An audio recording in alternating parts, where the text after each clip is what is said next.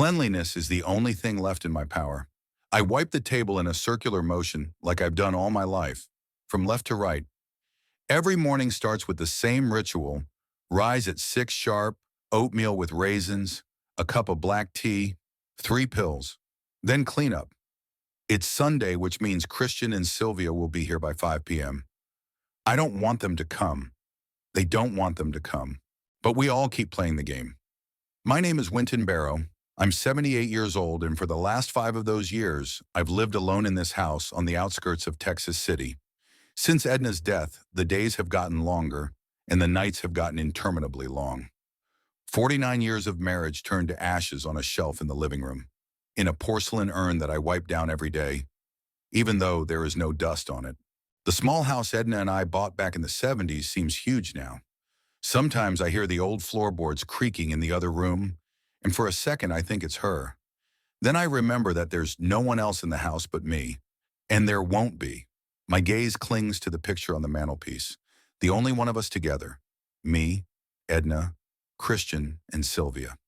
Their wedding day, 7 years ago. I remember how unusual it was to see my son in a suit. All his life in worn jeans and t-shirts, and suddenly a suit, Sylvia insisted. She always insists on something. Christian was 36 when he brought her into the house. Too late for my taste, but who am I to judge?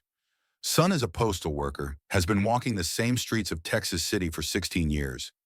Edna always said he could have accomplished more. I never said it out loud, but I thought the same thing. Sylvia is 6 years younger than him, legal counsel for a firm I can't remember the name of. Always impeccably dressed, never late, moderately talkative, moderately attentive. A perfect daughter-in-law on paper. But something about her always made me feel wrong, like a false note in a familiar melody. Edna died before she could get to know Sylvia. Maybe it was for the best. My wife was always the best judge of character. The clock strikes 3. 2 more hours until they arrive. I take the roast meat out of the refrigerator, a dish Christian loved as a child. He's not likely to appreciate it now. Sylvia is likely to bring out her healthy salad mix again and insist we all try it. Winton, it's so important to watch your health at your age, she'll say with that rehearsed concern in her voice. I slice the carrots into even cubes.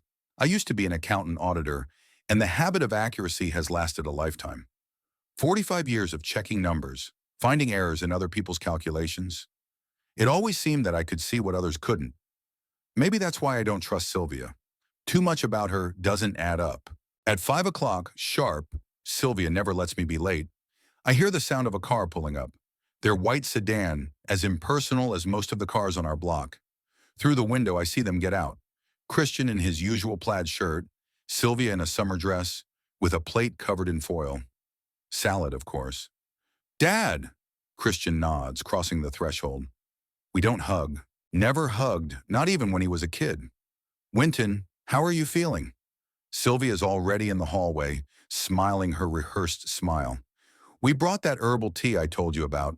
It works wonders for your blood pressure. My blood pressure is fine, I answer dryly, even though it's not. But admitting weakness in front of her is like giving my throat to a wolf. Of course, she smiles even wider. But prevention never hurts. We walk into the kitchen. Sylvia puts her plate on the table and starts fussing about like it's her house and not mine. She rearranges the utensils I've already set out, moves the salt shaker from one place to another. Is there anything I can do to help? She asks, though she's already helping without permission. It's ready, I cut her off, taking the roast out of the oven. Christian is already sitting at the table, staring at his phone. He used to be a talkative boy, but now I have to get every word out of him. How was work? I ask, knowing the answer will be sparse. It's fine. He doesn't even look up. He's getting a promotion next week, Sylvia intervenes, sitting down next to her husband. He'll be in charge of the entire Western District. It's not certain yet, Christian mumbles, but she elaborates. The chief says it's practically a done deal. You're too modest, dear. Christian just shrugs his shoulders. I notice Sylvia puts her hand on his, squeezing it a little, a gesture that from the outside might seem reassuring, but I see his shoulders tense. Control, not support. We eat in silence, broken only by the clinking of forks against plates and Sylvia's on-duty questions about my health, my house, and my neighbors. She always asks about the neighbors, who I see more often, who I talk to, who goes to whose house. Maybe it's just her way of keeping the conversation going, but I always felt like there was something behind it. Mrs. Allen broke her hip, I say, watching her reaction. Her niece lives with her now. Us, niece? Sylvia perks up. From where? Beaumont, I think. How long is she staying? I don't know, I answer, though I do know, until Mrs. Allen is well again, and then perhaps longer. But something makes me keep that information to myself. Sylvia nods, too interested for mere politeness. I notice her glance at Christian, who seems completely absorbed in his plate.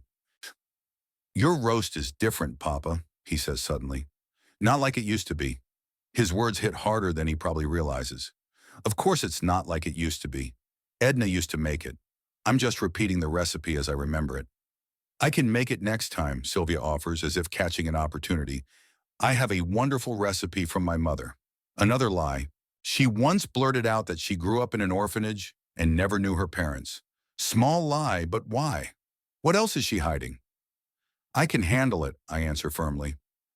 After dinner, Christian helps me with the dishes, the only thing left from our previous relationship. We stand side by side at the sink, him washing, me wiping. Sylvia's in the living room, supposedly calling a coworker. How are you really doing, Dad? Shrich? He asks quietly without looking at me. I'm fine, I answer in his own words. You look tired. I'm 78. At my age, that's normal. He sighs, handing me a clean plate.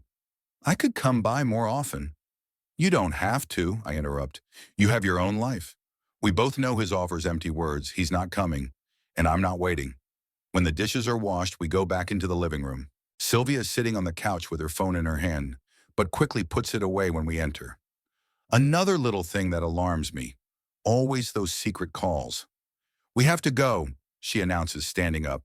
Christian has an early shift tomorrow, and I need to get the paperwork ready for the meeting. Sure, I nod. As always, they leave before 7. They never stay late. The goodbye's as low-key as the meeting. Christian claps me awkwardly on the shoulder. Sylvia gives me her catchphrase. See you next Sunday, Winton. Don't forget those herbs. And they leave, leaving the house empty and quiet again. I stand at the window, watching their car pull into the driveway. I see Sylvia saying something, gesturing vigorously, and Christian just nods, never taking his eyes off the road. She always talks, he always listens, or pretends to listen. As the car disappears around the corner, I return to the kitchen and notice Sylvia's forgotten scarf. Pink, silk, intricately patterned.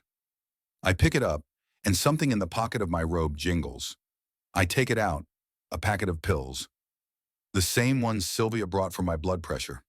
I don't remember her giving them to me. I look at the label. The name's long, Latin, I can't make it out. But I'm pretty sure I didn't ask her to bring me any medicine. And I don't remember her handing them to me today. I put the pills on the table and stare at them for a long time, not knowing what to think. Maybe I'm getting paranoid at my age. Or maybe my old auditor's instincts are still working. Something doesn't add up about this woman. Something doesn't add up about our Sunday dinners. Something doesn't add up about the man my son has become around her. I toss the pills in the trash and return to my evening ritual. I wipe down the desk, check the locks, turn off the lights. Tomorrow it'll be the same thing all over again. Up at 6, oatmeal, tea, pills. Just my pills, prescribed by my doctor, not Sylvia's. I don't trust her, and for good reason it seems. The arthritis worsened by mid-October, just as the first cold weather arrived in Texas City. The pain started in the joints of my fingers and gradually climbed higher, like rust eating away at old pipes. When I was young, I didn't pay much attention to minor aches and pains. Now every morning began with a mental inventory. What hurt worse? What hurt less? What stopped working altogether? That Tuesday it had been raining since dawn. The dampness crept through the walls of the house, aggravating the pain in my joints. The usual pills were no longer enough. I wrinkled my nose as I tried to button my shirt, a simple task that turned into torture. Finally, I gave up and put on a sweater. Edna always said I was too proud to admit when I needed help. She was right, as she was about so many other things. Riverview Pharmacy was a 15-minute walk from my house. I used to cover that distance in 10, but times change and so do the speed of my steps. The small brick building with the green sign stood on the corner of Myrtle Street and Avenue D, sandwiched between a laundromat and an appliance store. I started going in there more often. First once every 2 weeks, then once a week, now almost every other day. The doorbell jingled as I entered, the familiar smell of medicine and antiseptic. Behind the counter stood Leona Pickering, bent over some papers. She looked up and smiled, recognizing me. "Mr. Barrow, back to see us again?" There was none of the fake concern in her voice that I'd heard from Sylvia, just genuine friendliness, unadulterated. "We're running low on supplies," I answered, holding out the empty analgesic packet. Leona nodded and turned to the shelves of medications. She was in her mid-50s with short graying hair and deep wrinkles around her eyes, the marks of a smile, not a frown like mine. She had worked at this pharmacy for 23 years and knew everyone on the block by name. "Are your joints bothering you more?" she asked, returning with a box of pills. "Every day," I admitted. "Maybe you should try something stronger. We've got a new drug, and a lot of people are praising it." I shook my head. "The usual will do. I don't like to experiment." Leona smiled, but her eyes flashed something like sympathy. "Stubborn as ever." She punched the check. "How's your son, by the way? Haven't seen him in a while." "Still the same. Comes in on Sundays with his wife, leaves before dark. And this wife of his, Sylvia, right? How is she?" I shrugged, taking the change. "Still as spotless as ever." Leona hummed understandingly. Something in her gaze made me linger. "Do you know her?" I asked, trying to make the question sound casual. "She comes in sometimes." Leona lowered her voice, even though there was no one else in the pharmacy but us. "She's weird, if you ask me." "In what way?" "It's hard to explain." She frowned. "Always polite, always smiling, but behind that smile, it's empty. It's like she's playing a role. Exactly what I felt all these years, but couldn't put into words. The emptiness behind the perfect facade." "Do you buy any medication for her?" I asked, remembering the pills Sylvia had tried to slip me. Leona shook her head. "No, she usually just looks in the windows, sometimes takes vitamins, often asks about other customers, who buys what, how often they come in. Too often for mere curiosity." My heart skipped a beat. "So I'm not the only one she's asking about the neighbors." "And also," Leona leaned closer, "about 6 months ago, she started getting interested in sleeping pills and sedatives. But she never buys them, only asks." The rain intensified, drumming on the roof of the pharmacy. We were both silent for a moment, listening to the sound. "So, you know, there's some new band in town," Leona finally said. "It's a church or a club. Children of the New World, I think." I hadn't heard. I put the medicine in my pocket. "They opened a center on Hope Street, in the building of the former cinema. They hold meetings in the evenings. Nothing out of the ordinary, but Pam at the laundromat says her niece went there once and changed immediately. She's aloof, often speaks in quotes that sound memorized, and something about unlocking potential and true purpose. Sounds like the usual motivational nonsense." I dismissed it. "Maybe," Leona shrugged. "But Pam said the girl was suddenly interested in which of her neighbors lived alone, who had savings, who was sick." Strange questions for a 19-year-old, don't you think? I remembered Sylvia, her constant questions about her neighbors. Coincidence? Or a connection I can't see yet? "Maybe they're just bored in our town, so they're just gathering gossip," I said, not wanting to show my concern. "Maybe," Leona was clearly not convinced. "But be careful, Mr. Barrow. At your age, it's best to stay away from strange groups." "At my age, I'm not likely to be recruited by anyone," I grinned. "You don't say. Lonely older people are the perfect target, especially with a home and a pension." I nodded, considering her words. The rain eased a little, and I decided it was time to go home. "Thanks for the medicine, Leona. Come back if you need anything," she waved at me, "and take care of yourself." It took longer to get home. My joints ached more, probably because of the damp. I thought about Leona's words. Children of the New World. What a pretentious name. Texas City has always been a conservative town. Religious groups aren't uncommon here. but most have been around for decades. Newcomers don't usually stick around. At home, I took a pill, made some tea, and sat by the window watching the rain. Thoughts of Sylvia kept me awake. Her interest in the neighbors, the strange phone calls, the pills she was trying to slip me. It all took on a new and disturbing perspective in the light of Leona's story. The following Thursday, I visited the pharmacy again, although I had enough medicine. I just wanted to talk to Leona. She seemed pleased to see me. "What's new, Leona?" I asked, pretending to look at the vitamin display. "Same old stuff." She was wiping down the glass shelves. "No, there's something else, though. Remember that group I was talking about, the Children of the New World? Some kind of cult?" "I don't know if you can call them that," Leona lowered her voice.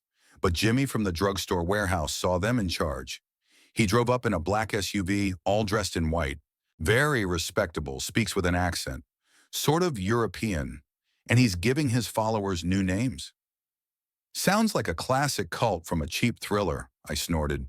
"Maybe," Leona agreed. "But they're definitely gaining in popularity. They had a meeting last week and about 30 people showed up. That's a lot of people for our town." "What do you think they do at these meetings?" "I have no idea. But Jimmy says he saw them bringing in some equipment. Looks like medical equipment." I remembered the pills Sylvia left at my house. What if it had something to do with it? The next Sunday brought another dinner with Christian and Sylvia. I watched my sister-in-law more closely, trying to notice things I hadn't seen before. She was the same. Perfect dress, perfect hair, perfect smile. But now I saw what Leona was talking about, the emptiness behind that smile. "How was work, Sylvia?" I asked, trying to sound casual. "A lot of business at your law firm?" "The usual routine." She waved it off. "Contracts, consultations. Nothing special." "What kind of cases are you doing now?" She paused for a moment, fork hovering over her plate. "Mostly corporate law, helping local businesses with documentation." The answer was too vague. I continued. "You know, I met Gordon Pierce the other day. He's a lawyer too. Maybe you two know each other." Again a pause, a little longer than the previous one. "I don't recall that," she said at last. "What office is he in?" "Same building as you. What did he say? Second floor?" "Ah," she nodded, but there was something like alarm in her eyes. "Must be from another firm. We have a big building." "False. There's no lawyer named Gordon Pierce in Texas City. I made him up to test Sylvia's reaction, and she failed the test." After dinner, while Christian was helping me with the dishes, Sylvia came out again with the phone. I purposely left the kitchen window ajar and heard a snippet of her conversation. "Yes, he's getting suspicious." "No, Christian doesn't notice anything. We'll have to speed things up." When they left, I sat in silence for a long time, pondering what I had heard. "We'll have to speed things up." What does that mean? And what kind of process? My dislike for Sylvia was beginning to take shape. I went to the pharmacy again on Thursday, even though it was raining like a bucket. I needed to talk to Leona, the only person I trusted at the moment. "Mr. Barrow, you're soaked to the skin," she exclaimed when she saw me. "Sit down and I'll make you some tea." In the back room of the apothecary's shop was a small cubbyhole with a kettle and a couple of chairs. Leona sat me down there and brought me a cup of hot tea. "Thank you," I took a sip. "Leona, what else do you know about these children of the New World?" She raised her eyebrows in surprise. "Suddenly interested?" "Well, there are rumors that they use some kind of medication at their meetings. Not drugs, no.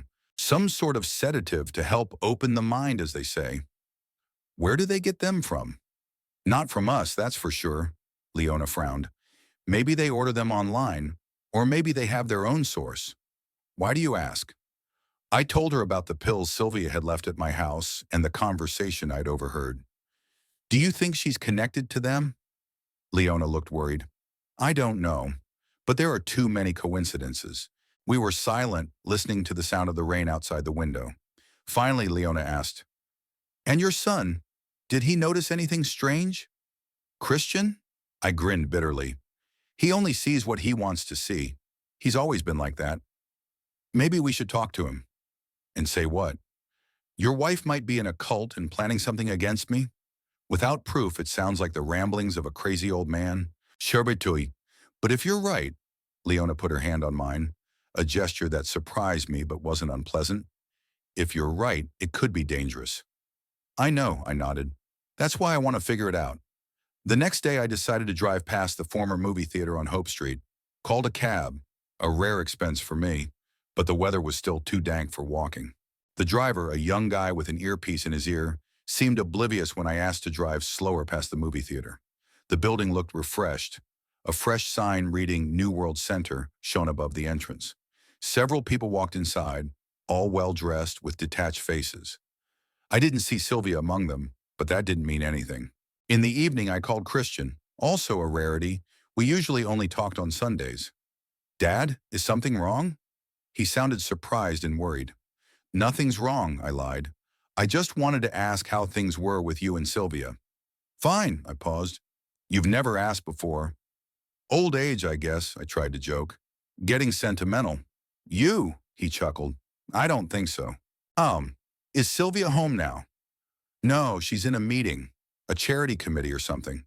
"Thursday night?" "She's often involved in community work." Christian's voice became defensive. "Is something wrong?" "No, no," I hastened to assure him. "I just wanted to talk to you both, but it'll have to wait until Sunday." I hung up the phone and looked at my watch. 8 o'clock at night. If what Christian said was true and Sylvia's at the charity meeting, that's one thing. But what if she's at a Children of the New World meeting? Half an hour later, I hailed a cab again and asked for a ride to the movie theater on Hope Street. The driver was the same as he had been during the day, and again asked no questions. I asked him to stop on the opposite side of the street from where I could see the entrance to the center. People were still entering the building. I tensely scrutinized every face, and then, at 20 minutes past 9, I saw her, Sylvia, in a strict gray suit with a briefcase in her hand. She looked around quickly and stepped inside. My heart pounded in my chest. So I was right. She had lied to Christian about the charity committee. She was involved with the Children of the New World. The driver glanced at me in the rearview mirror. "Are you all right, sir?" "You look pale." "Take me back," I mumbled. I'd seen enough. At home, I couldn't sleep. Thoughts swirled in my head, forming a disturbing picture. Sylvia, with her perfect facade, in the emptiness behind it. Her interest in the neighbors, especially the lonely ones. The pills she tried to give me. Now her connection to this strange group. What did it all mean? All I knew was that my son, unknowingly, had married a woman who was clearly hiding something. And that something could be dangerous. For him, for me, perhaps for many others. I went to the drugstore again on Saturday, despite the increased pain in my joints. Leona greeted me with concern. "Mr. Barrow, you look exhausted. What's the matter?" I told her what I'd seen. She listened without interrupting, but frowned harder and harder. "We have to do something," she said when I was done. "If this group is really dangerous, we need to know more first." I interrupted her. "Just because Sylvia attends their meetings and lies about it doesn't prove anything concrete. And how are you going to find out more?" I shrugged, not wanting to drag Leona deeper into the story. "I have an idea." On Sunday, Christian and Sylvia arrived as usual. Dinner was held in the usual strained atmosphere, but I tried to act natural. Sylvia didn't seem to notice anything unusual either. Only when she went out to make a phone call did I see her glance at the medicine shelf in the bathroom, the same one where I kept my blood pressure and joint pills. After they left, I checked my medications. At first glance, everything was intact, but something told me this was the calm before the storm. On Monday, I decided to follow Sylvia. A risk for a man of my age and condition, but I had to know the truth. I asked the same cab driver, I think he was getting used to my strange rides, to take me to the office building where Sylvia supposedly worked. We got there by 9 in the morning. I sat in the car watching the entrance. Sylvia entered the building exactly at 9, punctual as always. But 20 minutes later, I saw her walk out the side door and get into her car. She shouldn't have left so soon if she really worked there. "Follow that white car," I said to the driver. "Just not too close." He nodded without question. Maybe he thought I was a private detective or something. We followed Sylvia across town until she stopped outside a small warehouse building on the outskirts. She went inside and stayed there for about an hour. When she came out, she had a medium-sized box in her hands. She put it in her trunk and drove back downtown, but not to her office, but to the New World Center building. There she picked up the box again and went inside. "Going back?" the driver asked. No, I answered. We'll wait a little longer. Sylvia got out half an hour later, without the box, and drove to her office. On the way, she stopped at Mrs. Allen's house, the same one who had broken her hip. What did she need there? When we got back to my house, I paid the driver generously and asked for his phone number. If you need any more rides, can I call you directly? Sure, mister. He handed me a business card. Blaine at your service. That evening, I went to the drugstore again. Leona was finishing her shift, so we went to a small cafe across the street. Over a cup of coffee, I told her about my observations. It's all very strange, as she said, stirring the sugar in her cup thoughtfully. What was in that box, do you think? I don't know, but something tells me it wasn't stationary. Why would she go to Mrs. Allen's house? Do they know each other? Not that I know of, but Mrs. Allen is single, vulnerable due to trauma, and she owns a house, a perfect target if your theory is to be believed. Leona shook her head. Mr. Barrow, I'm afraid you may have been right about your sister-in-law, and it may be more dangerous than we thought. I nodded, feeling a chill run down my spine. The puzzle was slowly coming together, and the picture was disturbing. Sylvia wasn't just unusual or strange. She was part of something sick, and my son, and me, and probably many others in Texas City were in danger. What are you going to do? Leona asked, her eyes expressing genuine concern. Keep watching, I answered. So, and when there's enough evidence, tell Christian. He needs to know who he married. Wednesday morning, the rain finally stopped. Rays of the November sun shyly broke through the clouds for the first time in a week. My morning dose of painkillers was no longer doing the trick. My hands were swollen and red, and every movement was a dull ache. My fingers refused to bend. I stood at the bathroom mirror staring at my reflection, the deep wrinkles, the faded eyes, the slouching shoulders. Old man, I thought without self-pity, just a statement of fact. Blaine, my now regular cab driver, was due at 10 to take me to the pharmacy. Dr. Sheldon, the doctor I'd been going to for 15 years, had prescribed a stronger medication. The prescription was burning my jacket pocket. I was in no hurry to use it, but today the pain was winning. At 9:30 the phone rang. Blaine, probably. I picked it up, preparing to hear that he'd be late. Mr. Barrow? Leona's voice sounded tense. What happened? Sylvia came into the drugstore last night. Leona spoke quickly, as if she was afraid of being interrupted. She asked about you, about your medication. She was particularly interested in your new painkiller. My pulse was racing. What did you tell her?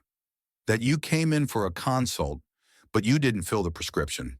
She offered to pick it up for you, but I said no. I told her we only dispense prescription drugs in person. Thank you, Leona, I exhaled. She didn't say why? She said she was worried about you, wanted to help, but I didn't believe her. Leona was quiet for a moment, then added, Be careful, Mr. Barrow. Whatever she's up to, it's obviously something bad. I thanked Leona and hung up. So Sylvia is interested in my medication. Why? To tamper with them? Or to know what drugs are already in my system? My mouth was dry with anxiety. The cab pulled up at exactly 10 o'clock. Blaine, a young man with a neatly trimmed beard, nodded as he helped me into the car. He already knew where to go, without further ado. It's nice weather today, he said, pulling onto the main road. Finally, I agreed, looking at the drying puddles. How long have you been a cab driver, Blaine? 3 years, he shrugged. It doesn't pay much, but I make my own schedule. Enough time to study. You go to school? City College, night program. I want to be an engineer. I nodded, looking at the back of this young man's head. There was something reassuring about his simple determination. Christian had already resigned himself to being a mailman at his age, though Edna and I could have paid his tuition at any college in the state. We pulled up to the drugstore around 10:15. Blaine helped me out of the car. Would you wait? I asked. It won't be long. Sure, Mr. Barrow, I'll be here. Leona greeted me with obvious relief. Her eyes looked me over anxiously from head to toe, as if checking to make sure all the pieces were in place. You're just in time. She lowered her voice. Sylvia called this morning, asked about your recipe again. What did you tell her? That you hadn't picked it up yet. Leona looked back at the door, as if checking to see if anyone was there. Mr. Barrow, I'm getting really worried. So am I admitted. But without proof, there's nothing we can do. How about we talk to the sheriff? Leona suggested. Hayes Colton is a good man, he'd listen. I shook my head. And what would I tell him? That my sister-in-law might be in a cult and interested in my medicine? He'd laugh at the old man out of his mind. I don't think he'll react that way, Leona objected. But I understand your concerns. She handed me a bag of medicine. Be careful with this one. It's strong. Don't leave it where Sylvia might find it. I won't. I tucked the packet into the inside pocket of my jacket. Thank you, Leona, for everything. She smiled, but the smile didn't touch her eyes. Take care. Blaine was waiting for me, as promised. Opened the door, helped me inside. Home? He asked, starting the engine. I thought about it for a moment. I didn't want to go back to an empty house, knowing that Sylvia might be planning something against me. No, I decided. Let's drive past my sister-in-law's office. And I gave the address. Blaine nodded, showing no surprise. He'd seen enough weirdness on my part in our short history. We parked across the street from the office building. I squinted my eyes, scrutinizing the entrance. Sylvia had to be at work at this hour. Would you wait a little while? I asked Blaine. As long as it takes. He leaned back in his seat, pulling out his cell phone. About 40 minutes later, I saw Sylvia. She came out of the building, accompanied by two men, one tall, in an expensive suit, the other shorter, stout. They talked quickly, then Sylvia nodded and walked to her car. Follow her, I said to Blaine. Just not too close. He sighed, putting the phone away. Mr. Barrow, I don't mind helping, but are you sure this is a good idea? No, I admitted honestly, but it's necessary. Blaine shrugged and started the engine. We kept our distance, following Sylvia's white sedan. It wasn't heading toward the New World Center or her and Christian's house. The car turned into a residential neighborhood I rarely visited. Where is she going? I mumbled, more to myself than to Blaine. It's an old neighborhood, he said. It's mostly retired people. It's not upscale, but it's not exactly decadent. Sylvia pulled up in front of a small one-story house. She got out of the car, opened the trunk, and took out a box, like the one I'd seen before. Looking around, she walked quickly to the door and knocked. Pull over here, I commanded Blaine, and turn off the engine. We were far enough away that Sylvia wouldn't see us, but I ducked down in the seat anyway. The door of the house was opened by an elderly woman. She was leaning on a cane and looked sickly. Sylvia smiled at her and said something. The woman invited her inside. Who lives there? Do you know? I asked Blaine. He shook his head. I have no idea. I don't go to that neighborhood much. Sylvia stayed in the house for about 20 minutes. When she came out, the box was gone. She got into her car and drove away. We didn't follow her. I was too intrigued by this visit. Wait here, I said to Blaine, opening the door. Hey, what are you doing? He sounded worried. I want to see who lives there. Mr. Barrow, it's not... Blaine started, but I was already out of the car. My joints were aching, and it was hard to walk, but my curiosity was getting the better of me. I walked up to the house and looked in the mailbox. The name on the envelope read, H. Pratt. The name didn't tell me anything. I walked slowly back to the cab. Did you recognize anything? Blaine asked. I'm not sure. Let's go to the drugstore. I need to talk to Leona. When we got back, Leona was finishing serving an elderly couple. She smiled when she saw me, but there was concern in her eyes. Mr. Barrow, did you forget something? No. I waited for the couple to leave.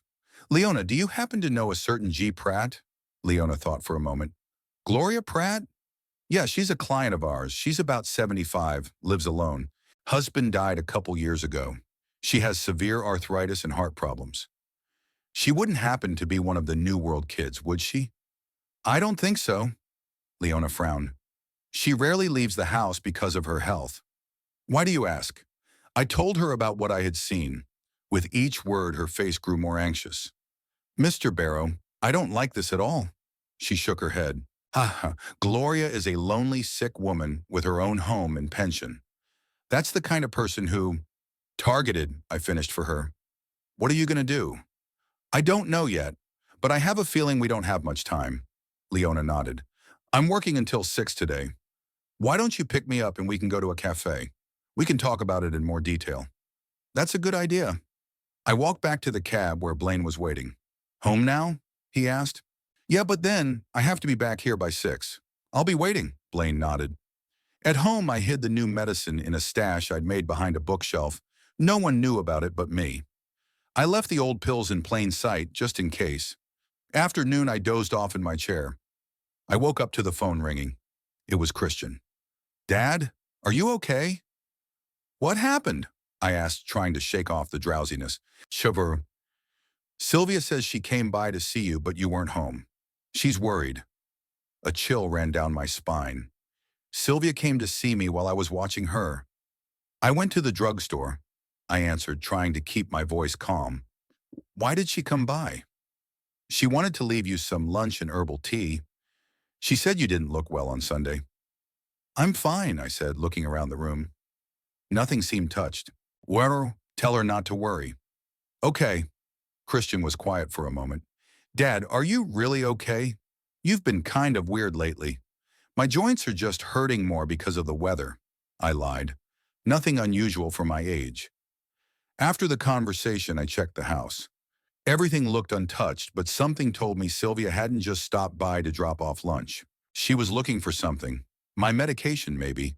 Or other evidence that I was beginning to guess her secret. At 5:30, Blaine pulled up in front of my house. I walked out to him with a small bag in which I put a notebook, a pen, and a picture of Sylvia cut from a family snapshot. To the drugstore? Blaine asked. Yes, and then perhaps to the cafe. At the drugstore, Leona was already getting ready to close. When she saw me, she smiled and gestured that she needed 5 minutes. I waited, looking at the vitamin display. The doorbell jingled. I turned around and almost dropped my cane. Sylvia was standing in the doorway. She didn't see me right away, heading straight for the counter where Leona was organizing the medications. Good evening. Sylvia's voice was honeyed, as always. I wanted to ask about Mr. Barrow's prescription. What prescription? Leona asked, giving me a quick glance. Sylvia followed her gaze and saw me. Winton. She smiled with fake surprise. What a coincidence. I was just talking about you. I see. I walked over to the counter, leaning on my cane more heavily than usual, not so much for pain as to show weakness. What brings you here, Sylvia? I'm worried about you. She put her hand on my shoulder, and I barely restrained myself from pulling away. You didn't look well on Sunday, and I was wondering if you needed help with your medication. Thanks, but I'm doing fine. I looked her straight in the eye, trying to figure out what she was up to. I guess I'll be going then. She smiled, but her eyes remained cold. Christian and I are expecting you on Sunday as usual. She walked out and Leona and I exchanged glances. What is she up to? Leona whispered as soon as the door closed. I don't know, but we have to be careful. 15 minutes later, we were sitting in a small cafe across from the drugstore. Blaine was waiting in the car, and I told him it might take a while. She's obviously up to something, Leona said, stirring her coffee. But what is it? I think they want access to my money and my house, I suggested. That would explain why Sylvia is trying to control my medication. Probably wants to incapacitate me. Do you think she's capable of... Leona didn't finish the sentence, but I realized what she meant. I don't know, but I'm not going to sit around and wait for her to decide to act. We were discussing possible plans of action when I noticed a familiar figure through the window. Sylvia was walking across the street, heading toward the alley between the buildings. That's her, I pointed to Leona. What's she doing here? I don't know, but we can check. We paid quickly and left the cafe. I asked Leona not to get too close so Sylvia wouldn't see her. We walked cautiously along the street, keeping in the shadows of the buildings. Sylvia turned down a narrow alley, and we stopped at the beginning of it, listening. At first, I couldn't make out what she was saying. Her voice was muffled, and she had her back to us. But then we heard fragments of phrases in a language I did not understand. It wasn't Latin or Spanish or French, the only languages I had any familiarity with. It sounded guttural, with harsh consonants. I looked at Leona. She shook her head, also not recognizing the language. Suddenly, Sylvia switched to English. Now her voice sounded harsh, businesslike, without a shadow of the usual honeyed sweetness. The old man is beginning to suspect something. I tried to put the drug in his food, but he's too cautious. He was at the pharmacy again today, talking to that pharmacist. A pause as if she was listening for an answer. No, Christian doesn't notice anything. He's completely under control. We've got the information on the mail routes. Now we need the data on the pensioners. I strained my ears, trying not to miss a word. My heart was pounding so hard I was afraid she'd hear. The next batch of the drug will be ready by the end of the month. We've already tested it on 3 subjects, including Gloria Pratt. The results are excellent. Total suggestibility, no resistance. They're signing whatever documents they want. Leona squeezed my hand so hard it hurt through her arthritis. We'll have to move faster with Winton. He's too observant for his age. I'll report to Mentor that we're moving on to Plan B. Another pause. Yes, all the paperwork's been prepared. As soon as he signs the power of attorney, the house is ours. And with access to his bank account, we can fund the next phase. I felt my legs start to shake. Leona picked me up, helping me steady myself. The children of the new world will soon be a force to be reckoned with, Sylvia whispered, and we had to strain to hear. All hail, Mentor. Hail to the new order. She fell silent, apparently finished talking. Leona and I retreated deeper into the shadows, waiting for Sylvia to emerge from the alley. She appeared a moment later, but she walked in the opposite direction from us, not even looking back. When she was out of sight, Leona turned to me. Did you hear what I heard?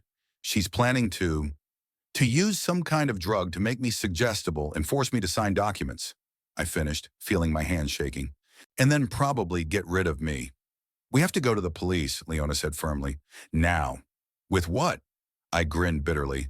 We have no proof, just the words of 2 people against a respected lawyer. But we now know for sure. Leona was excited. These New World children are using some kind of drug to control the elderly and take over their property. That's a crime. And we'll prove it, I nodded. But first I have to talk to Christian. He needs to know that his wife is a fraud who is using him for access to information about the people of the city. Are you sure that's a good idea? Leona looked worried. Sylvia said he was completely under control. He's my son, I said firmly, and he deserves to know the truth. We walked back to the cab where Blaine was waiting. He looked worried. Is everything okay? You both look like you've seen a ghost. Take me home, I said. I have an important call to make. Leona squeezed my hand tightly in farewell. Be careful, Mr. Barrow, and call me as soon as you talk to your son. At home, I sat in front of the phone for a long time, gathering my courage. The clock read 8 o'clock at night. Christian should be home, unless Sylvia had taken him to a cult meeting. Finally, I dialed the number. It was answered after the 3rd ring. Hello. Christian's voice sounded tired. Christian, it's Dad. My voice shook, and I took a deep breath to calm down. We need to talk. It's really important. What's wrong? Are you okay? I'm fine. I lowered my voice to a whisper, even though there was no one else in the house but me.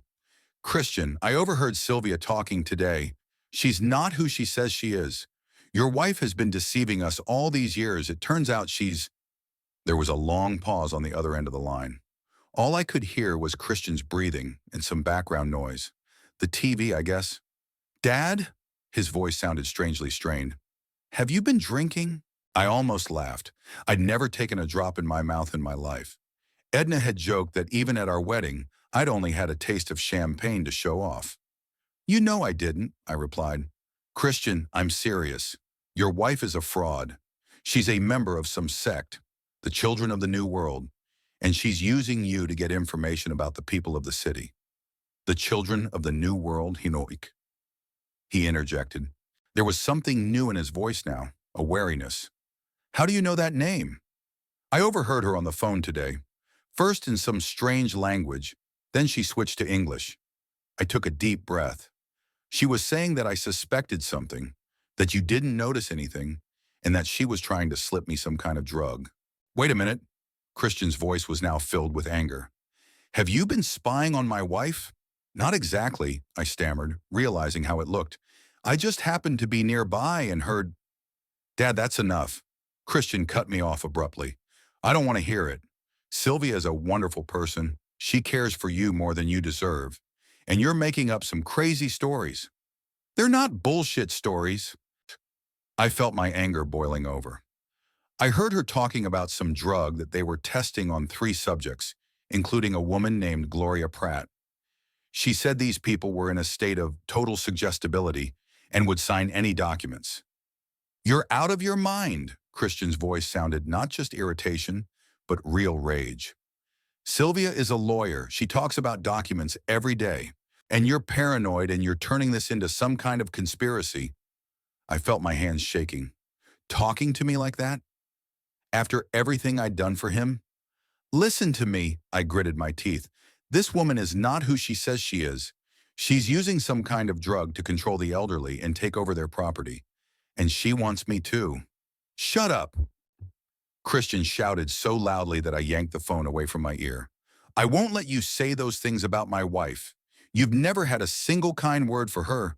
You've never accepted her from the beginning. And now you're making up all this nonsense. Christian, I tried to speak calmly, but my voice was shaking. I care about you. She's using you. Why do you think she has access to information about the people of the city? Why does she need to know who lives alone? Who has what diseases? She works in social services, Christian blurted out. Of course she's interested in people. What kind of social work? I was stunned. You said she was a lawyer. There was a pause. I could almost see Christian mentally cursing his mistake. She's a social services lawyer, he said at last, but his voice sounded uncertain. She works with vulnerable people. Can you hear yourself? I was almost shouting. You don't even know exactly where your wife works. I do, he snapped. I just don't think I should have to answer to you. I closed my eyes, trying to calm down. This conversation wasn't going the way I'd planned. I needed to change my tactics. Christian, I started again, softer. When was the last time you were in Sylvia's office? Have you even seen where she works? Silence. Then a muffled reply. What difference does it make? It makes a big difference, Amira insisted. Do you even know what she does all day long? I know enough. His voice sounded tired now. Dad, I don't want to continue this conversation. You've always been stubborn and suspicious. But now you're out of line. I was crossing the line today, I said quietly. I followed your wife. And you know what I saw? She was going into the house of a lonely old woman with a box. And then I heard her on the phone saying that the woman was one of the subjects they were testing some kind of drug on. If you keep this up, Christian's voice turned icy, we're going to have to cut off all communication. I'm not going to let you denigrate my wife. I'm trying to protect you, I exclaimed. Christian, she's a member of a cult. They manipulate people, use them, take their money and property. Stop it, he went into a screaming match. How dare you? Sylvia's the only person who really cares about me. She accepts me for who I am, not like you, always dissatisfied, always criticizing. Christian, I was shocked by his outburst. No, now you listen. He wouldn't let me get a word in edgewise. All my life you've looked at me like I'm a disappointment. Why didn't you go to college? Why did you become a mailman? Why did you get married so late? Nothing I did was good enough for you. And Sylvia is the only person who sees value in me. I opened my mouth to object, but the words stuck in my throat. Was that the kind of father I was? Had I never shown Christian how proud I was of him? Okanine, I loved you, I finally squeezed out. I always wanted the best for you. The best by your standards, he replied bitterly, not by my standards.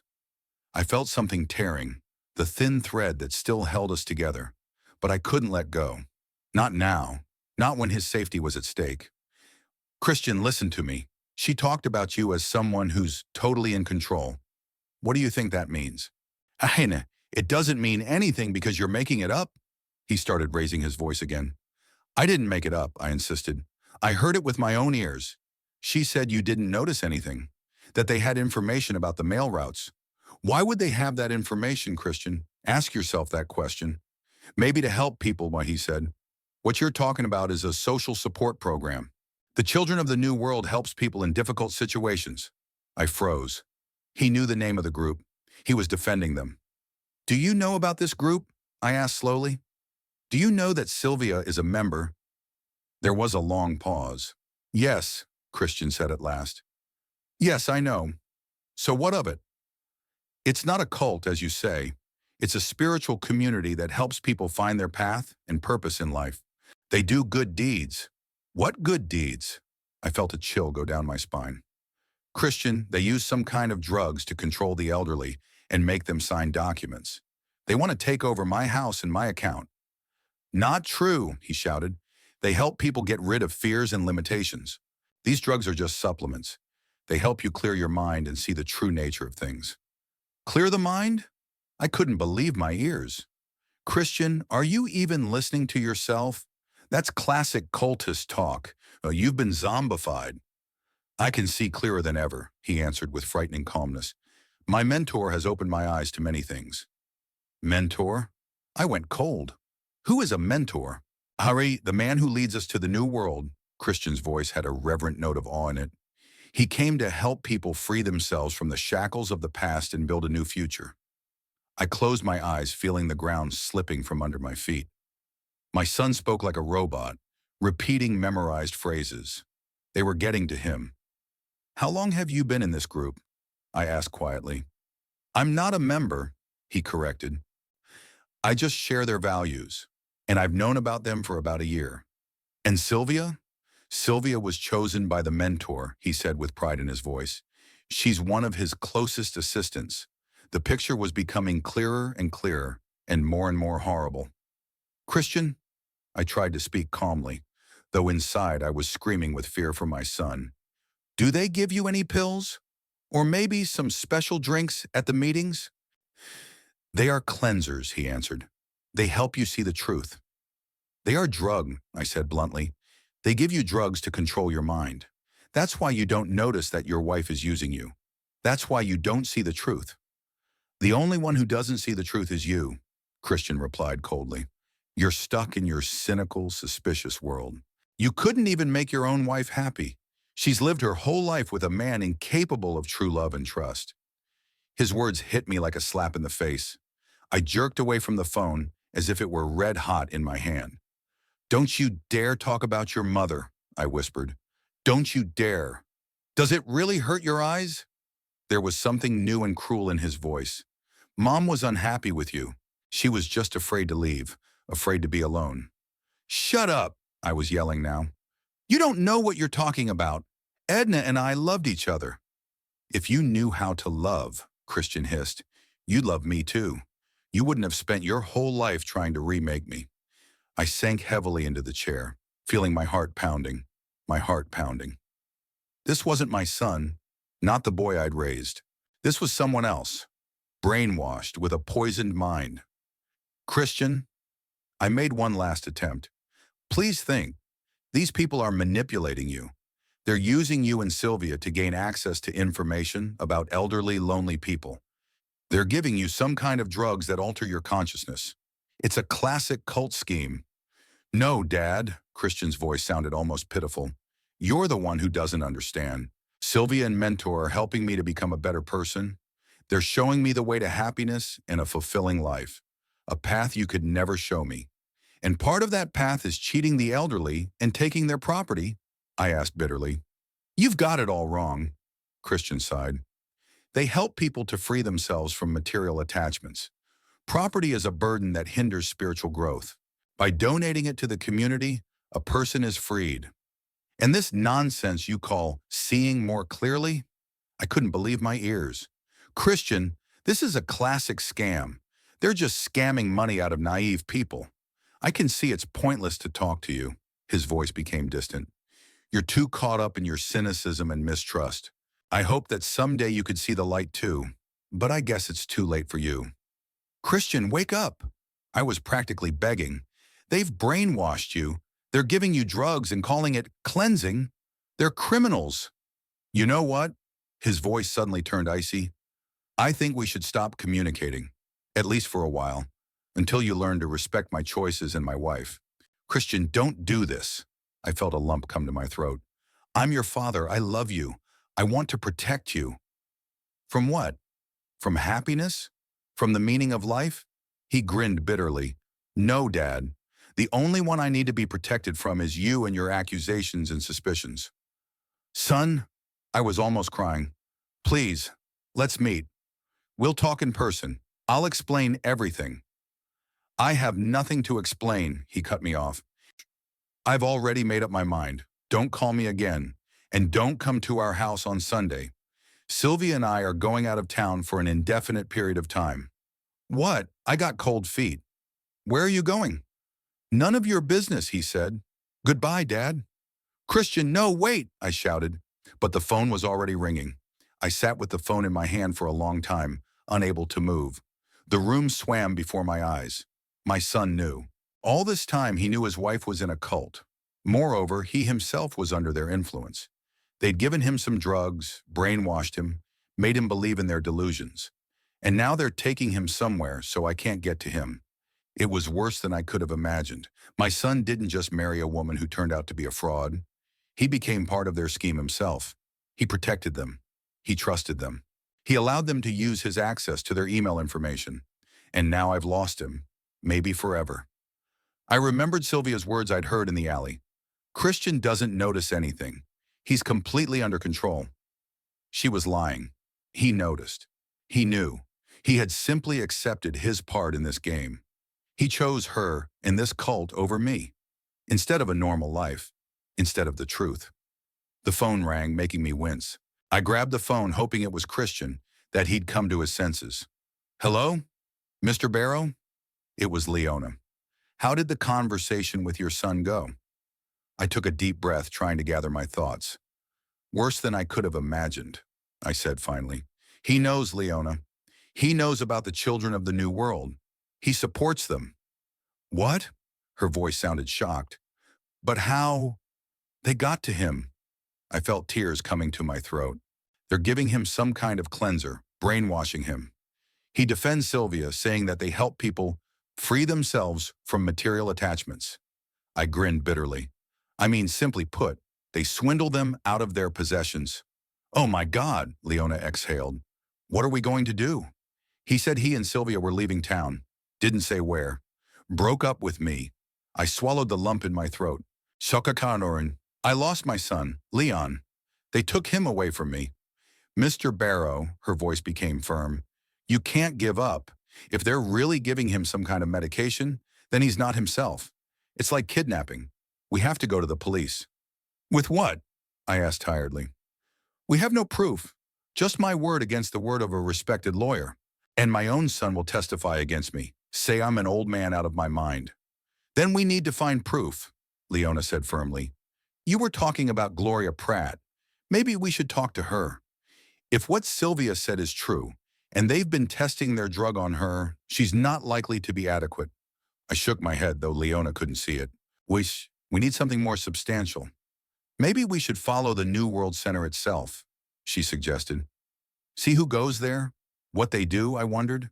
It could be dangerous, but I couldn't see any other way. Maybe you're right, I said at last. But not tonight. Yeah, I need time to come to my senses. Of course, Leona agreed softly. Get some rest, and tomorrow we'll think together about what to do next. After talking to Leona, I sat in the dark for a long time, staring at one point. I could see Christian's face in front of me, not his current face, cold and detached, but his childhood face. The way he smiled when I took him fishing, how he frowned when he tried to solve a difficult math problem, the way he cried at his mother's funeral. Had I lost him forever? Had these crooks, these criminals, taken my son from me? First they brainwashed him, and now they're taking him somewhere I can't get to him. No, I couldn't let that happen. Despite our fight, despite his cruel words, he was still my son, and I had to save him, even if he didn't like it, even if I had to turn the whole town upside down to do it. I stood up, feeling determination supplanting despair. I will find proof. I will expose this cult. I will save my son, even if he thinks he doesn't need saving. I reached for the phone to call Blaine. I'm going to need his help. Leona and I will need to stake out the New World Center, gather information, maybe even infiltrate it. It would be dangerous, but I didn't see any other way. I may have lost my son, but not forever. I would get him back, no matter what it cost me. The morning after my fight with Christian greeted me with a headache and stiff joints. I barely slept, tossing and turning in bed, replaying our conversation in my head. His words about his mother were burning me from the inside out. Was Edna really unhappy with me? No, that's impossible. It wasn't Christian talking. It was the drugs he'd been drugged with. The cup of tea went cold as I gathered my thoughts. I was supposed to meet with Sheriff Hayes Colton today. Leona had set up a meeting for 10 in the morning at his office. I didn't know if he'd believe us, but it was the only chance I had. I had chosen my clothes carefully, a strict suit that I wore only on special occasions. It was important to look put together, appropriate. No sign of the out-of-my-mind old man, as Christian might say. Blaine pulled up at 9:30 sharp. Over the days, he had become something of a silent ally. Never asked too many questions, just drove me where I needed to go. Sometimes I wondered what he thought about all this, but I thanked fate that he didn't run away thinking I was crazy. "To the police station?" he asked when I got into the car. "Yes," I adjusted my tie. "Leona will be waiting for us." "Whatever you say, Mr. Barrow." Leona was already waiting at the entrance to the station, fidgeting nervously with the strap of her purse. When she saw me, she tried to smile, but it was a strained smile. "You ready?" she asked as I approached. "As ready as I can be." I leaned heavily on my cane. "Is he expecting us?" "Yeah, I talked to him last night. Didn't go into details, just said we had information about a suspicious group in town." Sheriff Hayes Colton was a large man in his 50s with shrewd blue eyes and bushy eyebrows. His office was small and cluttered with papers. Fishing photos hung on the wall, the same ones Christian and I had once had. "Mr. Barrow, Ms. Pickering." He nodded to us, pointing to chairs. "What can I do for you?" Leona looked at me, and I realized it was up to me to start. I took a deep breath and told her everything. The suspicions about Sylvia, the surveillance, the overheard conversation, Christian's strange behavior, the children of the New World. The sheriff listened without interrupting, making occasional notes in his notebook. "So you're saying," he said when I finished, "that there's a cult in our town that manipulates the elderly to take over their property?" "Yes," I nodded. "They use some kind of drugs to make people suggestible." "And your sister-in-law is a member of this sect?" "Yes. And they seem to have recruited my son." The sheriff leaned back in his chair, tapping his pen on the desk. "Serious allegations, Mr. Barrow. What evidence do you have besides the overheard conversation?" I looked back at Leona. "This is it, the weakest point in our story. So far, only circumstantial," I admitted. "Sure, but we can gather more if we have your support." The sheriff rubbed his chin thoughtfully. "I've heard of this group, the Children of the New World.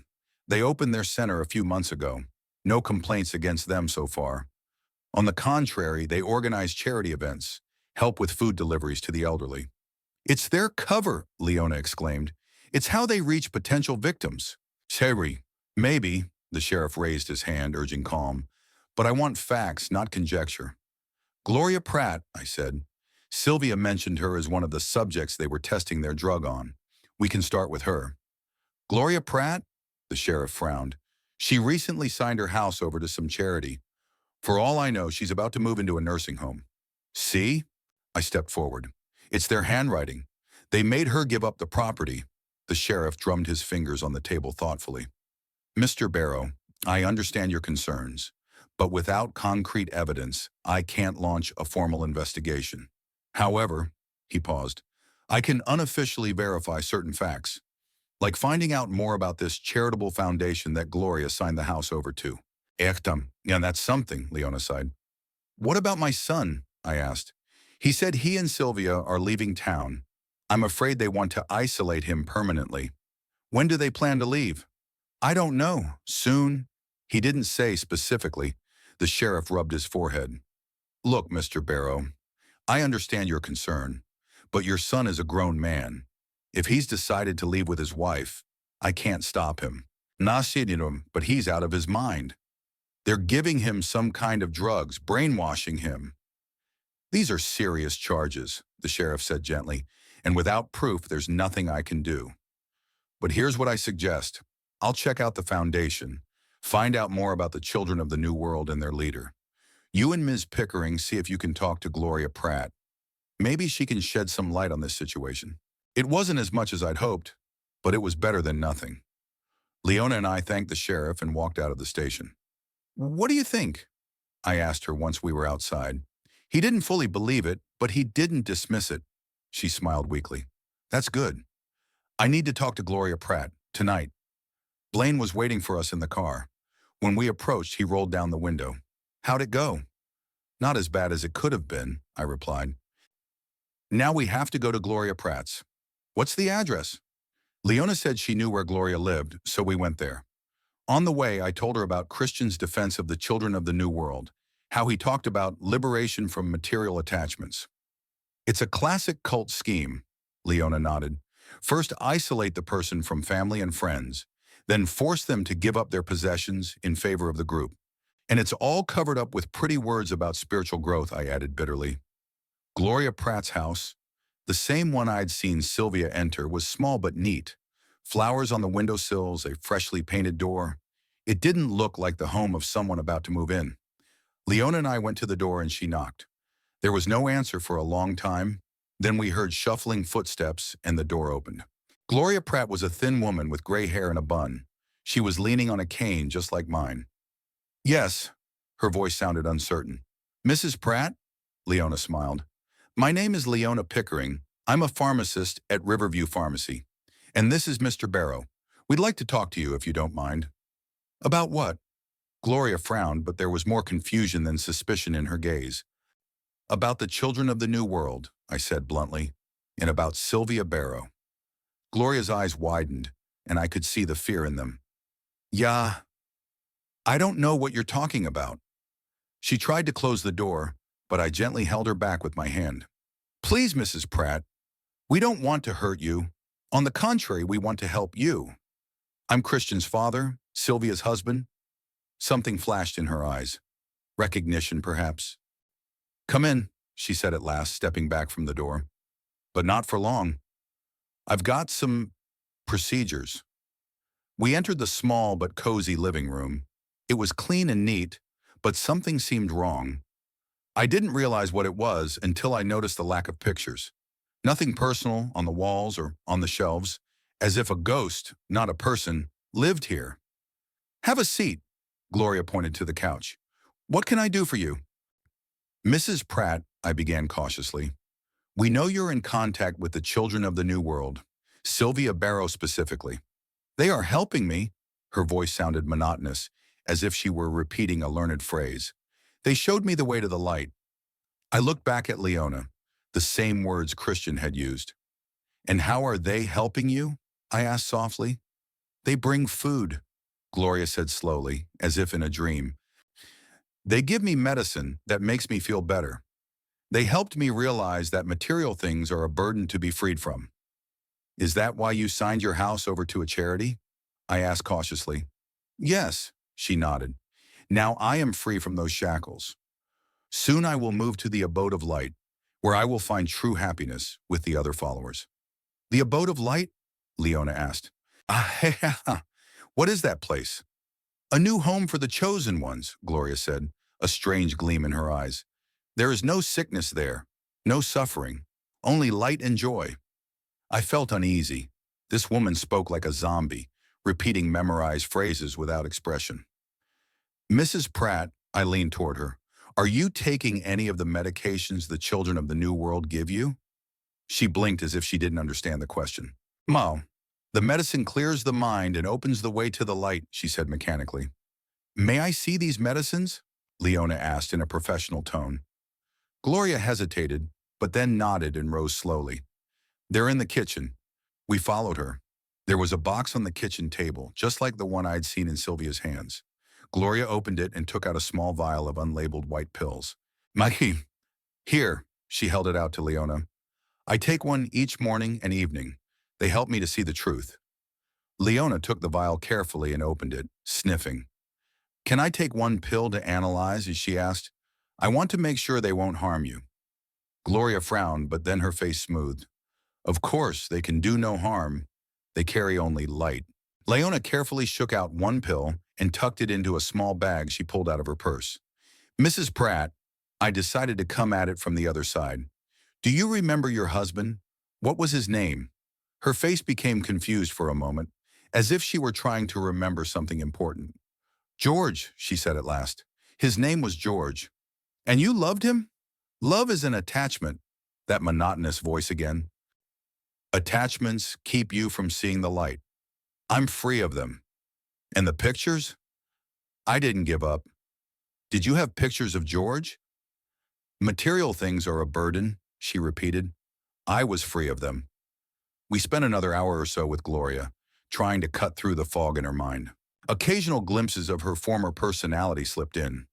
When she reminisced about her grandchildren, about the trip to Europe she and George had taken years ago.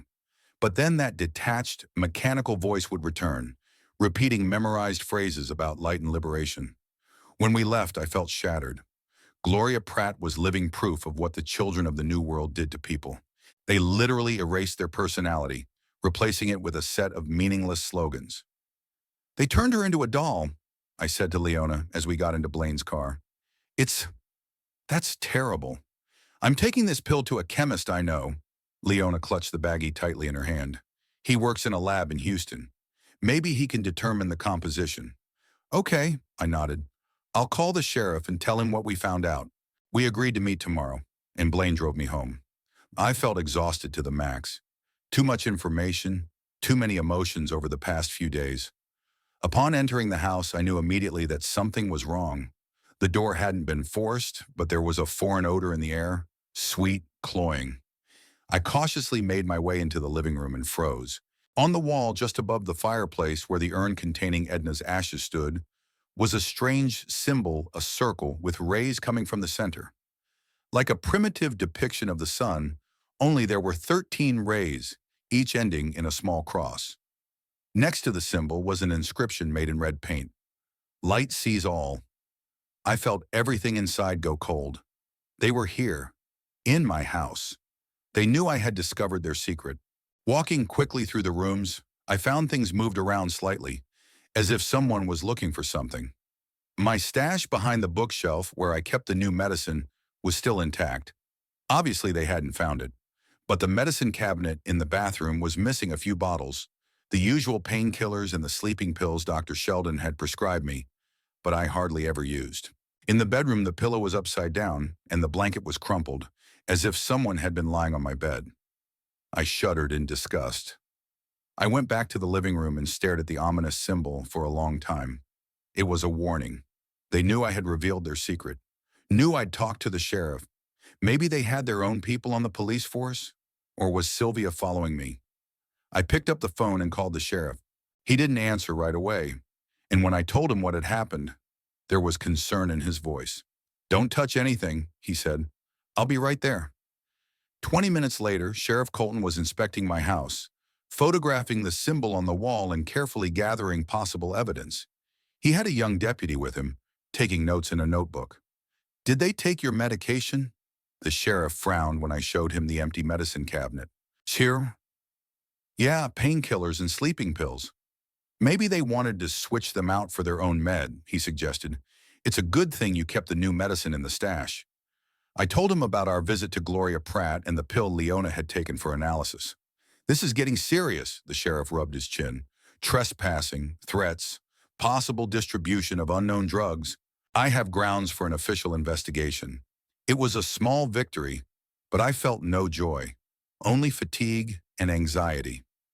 While the sheriff and his deputy finished their inspection, I sat back in my chair, looking at the symbol on the wall. What did it mean? What was even going on in our quiet town? "Mr. Barrow," the sheriff approached me, finishing his work. "I don't think you should stay here tonight. Do you have a place to sleep tonight?" I wondered. The only relative in town was Christian, but I certainly couldn't go to him. I had no friends, I'd never been much of a social person, and after Edna's death, I'd become withdrawn. "I could stay at the motel," I suggested. "I'd rather have you under supervision," the sheriff frowned. "Maybe at Miss Pickering's." I shook my head. "I don't want to put Leona in danger." "Then?" The sheriff hesitated. "Maybe at my house? My wife and I have a guest room. It would be safest." I was touched by his suggestion. I didn't expect such concern from a man I hardly knew. "Thank you, Sheriff Colton. If it's no inconvenience to you—" "No inconvenience at all," he smiled. "My Martha will be glad of the company. And call me Hayes, please." I gathered the necessities, a change of clothes, toiletries, medicine from the stash. The sheriff, Hayes, helped me carry the bag to the car. "What about the symbol?" I asked, looking back at the house. "I don't want that abomination on my wall." We're done with the evidence, so you can paint over it when you get back, Hayes said. But your safety is more important right now. On the way to his house, I called Leona from Hayes' cell phone and told her what had happened. She was alarmed but relieved that the sheriff was taking the situation seriously. I sent the pill to the lab, she said. The results will be back in a day or two. Be careful, I asked. They could come to you too. Don't worry, I asked my brother to stay with me for a few days. He's an ex-Marine, so he can handle any sectarian. The sheriff's house was a cozy two-story building on the edge of town. His wife, Martha, a full woman with kind eyes, welcomed me like an old friend, immediately seating me at the table and feeding me a home-cooked dinner. Their children were long grown and gone, so the house seemed too big for the couple. You can stay as long as you need to, Martha said, pouring my tea. The guest room was empty anyway. After dinner, Hayes showed me to my room and suggested I rest. I was grateful for that. The last few days had exhausted me both physically and emotionally. Lying in the unfamiliar bed, I thought about Christian. Where is he now? What is this cult doing to him? Will we be able to save him before he turns into an unwilling puppet like Gloria Pratt? And I was also thinking about the symbol on the wall of my house. The light sees all. What did it mean? A threat? A warning? Either way, one thing was certain. I had incurred the wrath of the children of the New World, and I had to confront them to save my son and perhaps many others in our city. With these anxious thoughts, I finally fell into a restless sleep. The results of the pill test came back 2 days later.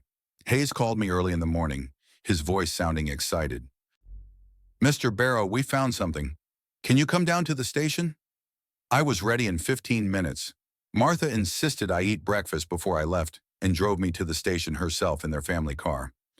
Over the 2 days, she'd come to treat me like family, perhaps seeing me as a replacement for her children who'd grown up and moved away. Leona was already waiting in the sheriff's office, clutching a piece of paper that I realized was the result of the analysis. Good morning, she nodded at me. Her eyes glittered feverishly. We have some news. Have a seat, Mr. Barrow. Hayes pointed to a chair. The results of the analysis confirmed your fears. The pill contains a mixture of substances, scopolamine, low-dose ketamine, and some other compound the lab couldn't identify. What does that mean? I asked, though I already knew the answer. It means, Leona stepped forward, that these pills do affect a person's consciousness and will. Scopolamine is sometimes called a zombie drug. It makes people suggestible, suppresses the will, and ketamine in small doses causes strange states of consciousness, something like trance. Using these substances together can cause serious side effects, Hayes added, from hallucinations to complete amnesia. That would explain Gloria Pratt's condition. And Christian, I added quietly. Probably, Hayes nodded. Now we have good reason to investigate. Distribution of unauthorized psychotropic substances is a federal offense. What do we do next? I asked. We have a search warrant for the New World Center. Hayes tapped his fingers on the table. And another one for your son and daughter-in-law's house. My heart clenched. I knew it was necessary, but the thought of the police breaking into Christian's house was agonizing. When? At 11 o'clock this morning. We want to conduct the operations at the same time, so they don't have time to hide evidence or warn each other. I want to be present, I said firmly. Hayes frowned. Mr. Barrow, it could be dangerous. It's my son. I wasn't going to give in. I have to be there for him. The sheriff sighed but nodded. Okay, but you'll stay in the car until we've secured it. And I'll go too, Leona said suddenly. As a pharmacist, I can help identify the drugs on site. Hayes looked at both of us, then shook his head with a slight smile. You two are the most stubborn people I've ever met. Fine, but you will follow all instructions. That's out of the question. We agreed, and the sheriff began to outline the plan of operation. He had assembled a team of 6 policemen. 3 would go to the New World Center, 3 to Christian and Sylvia's house. Hayes himself would supervise the search at the center and his deputy at the house. We have reason to believe, he said, that the leader of this sect, whom they call Mentor, will be at the center this morning. Our informant said that they have some sort of internal leadership meeting on Thursdays at 11 o'clock. Who is this Mentor? I asked. Did you find out anything about him? A little. Hayes pulled a photograph out of a folder and put it on the table.